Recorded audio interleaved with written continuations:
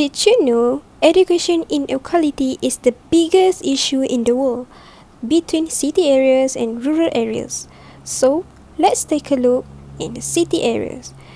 This is an example city areas in Singapore. The school will provide all the technologies for their students and the teachers. So the comparison between city and rural areas. So let's take a look what the comparison between rural areas. This is an example rural areas in India. The school will not provide all the technologies, but the teachers will use all the tools from their surroundings.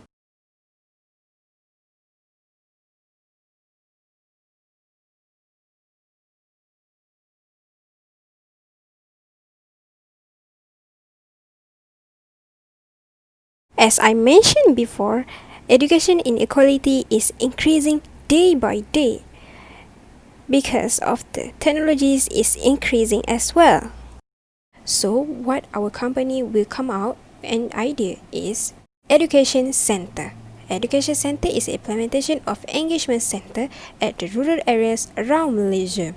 Our concept is giving an exposure of VR platform and 5D platform. So let's take a look for the VR session first. Interesting example of a third-person RPG that gives you a lot of incentive to look around to spot enemies before they drop down on you. For a $600 headset though, the Oculus doesn't feel too premium. It's adjusted with Velcro, the displays are good but not perfect, and the headset is comfortable but lacking a little by the controllers, which give you basically perfect tracking in virtual reality. I could easily reach down and pick them up purely based on what I was seeing in the headset. The tracking is uncanny. I kept touching the controllers in real life just to see how accurate my view in the game world was. And, well, I looked like a crazy person, but you know.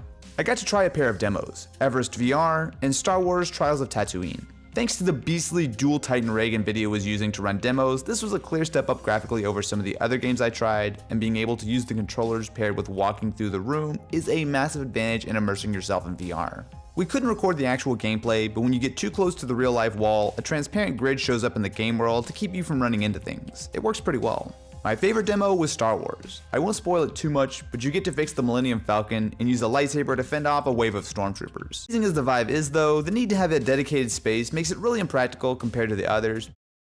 Okay, so let's take a look for the 5D cinema session.